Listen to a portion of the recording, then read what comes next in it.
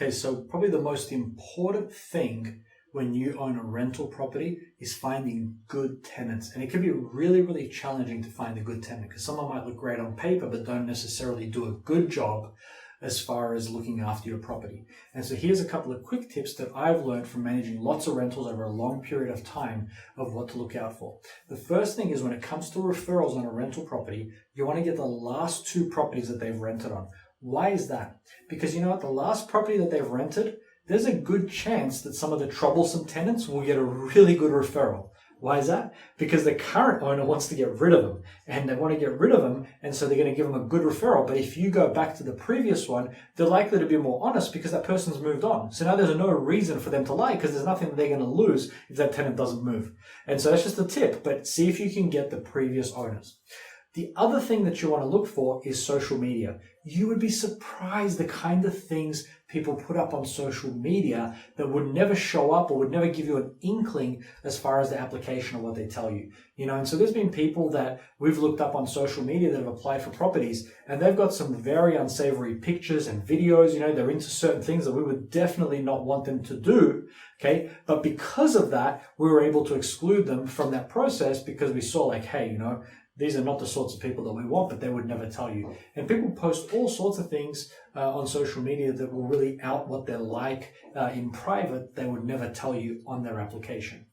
The other thing that you want to look for, or one of the tricks that we've learned, is try and go and see their vehicle. If they've pulled up in a vehicle, go and see the condition of their vehicle, right? The way that the inside of their car looks, oftentimes is going to be how the inside of your property is going to look after a period of time. Now, if you can get to their house, even better. And there's been times when we've had the property manager actually unexpectedly drop by to a tenant's house in order to give them some paperwork. So let's say that they applied for the property, and we'd have the property manager or someone go by and say, hey, we're in the neighborhood, you dropped off this paperwork, we need you to get you to sign this. And, you drop by unexpectedly, knock on the door, and then when they open the door, you try and see, okay, what does the property look like? Because oftentimes, again, the way that they present themselves versus the way that the inside of the property looks is so different. And so by doing these things, you can get a sense of, okay, the tenant is like this. This is how the property is going to look. But if you can't get to the property for whatever reason, then just look at the inside of their car. That's still going to be a good representation of how they might look after your property. And then the other one that you want to do is really understand the motivation for why they want to rent a property. So let's say that someone comes to you and says, I want to come and rent this property. You want to ask them, like, hey, what do you love about the property? Why do you think that you'd be happy here? And you might think, well, why would I want to ask them that? They want to rent it. They're willing to pay the money. Well, you want to know what they're going to do with it, right? Because oftentimes people will rent properties for others, right? Or they're going to do something that you don't want them to do. So let's say that they're looking to grow drugs in there, right? You might have a single person renting a 4-bedroom home. Well, why does a single person need a 4-bedroom home? I'm not saying it never happens, but it does happen. Where they're using it to grow drugs or to move other people in. So you want to ask them the motivation, like, hey, what do you love? You don't say like, hey, tell me what you do with the property. But you just want to ask them like, hey, it seems like a bigger house than what you might need. Just curious, why are you looking to rent? And if they don't have a good answer, just be thinking about that. Be wary of tenants that want to pay rent ahead of time.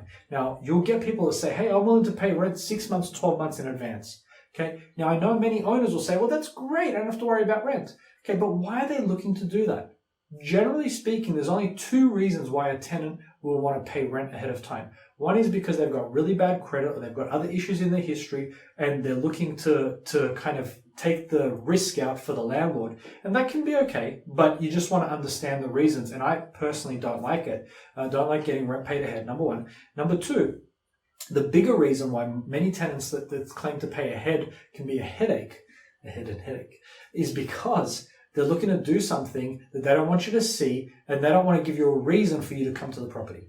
Because if they owe rent every month, there's a good chance you might come there, maybe you want to collect it or whatever. But if they pay you 6, 12 months ahead of time, it's like, just leave me alone now. I've paid you your rent. There's no reason for you to come through. And that's where you'll end up with a tenant that's probably growing drugs or running some sort of other illegal activity out of the house, which is then going to cause you problems. So I'm not saying this happens with everyone, but they're just little markers that we've learned to look for across the tenant spectrum that we've dealt with. And so they're just things you want to know. Sometimes the things that you think are a positive could actually be a red flag. So make sure that you really understand your tenant's motivation for renting your property, why they want to pay ahead if they want to pay ahead, and really just look at their social media and have a good conversation with them about their needs, because that's going to tell you whether or not this is the right house for them or whether there's something behind it. And ultimately, sometimes for a tenant, they may not even know that the house doesn't meet their needs. They might just like something about it. Maybe they like the area. But if you start to ask them and say, hey, why do you really like this property? Let's say you have a multifamily and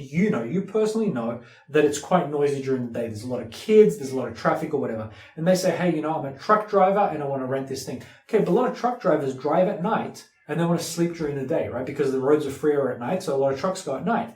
Well, you realize that this person coming home, in the morning and wanting to sleep throughout the day, if it's a noisy area, noisy kids, whatever, they're not going to stay there very long. And so even when there's no bad thing, the fact that the property is not going to suit them means they're going to move out earlier than what they would have, which is going to cost you more. So understanding the motivations and the reasonings behind why people do what they do mean that you can either protect yourself from a bad situation or help a tenant to go to a property that's right for them, as opposed to one that they might think is right because they don't really know what's going on with it. So these are just a couple of tips. Hope they've helped you. See you next time.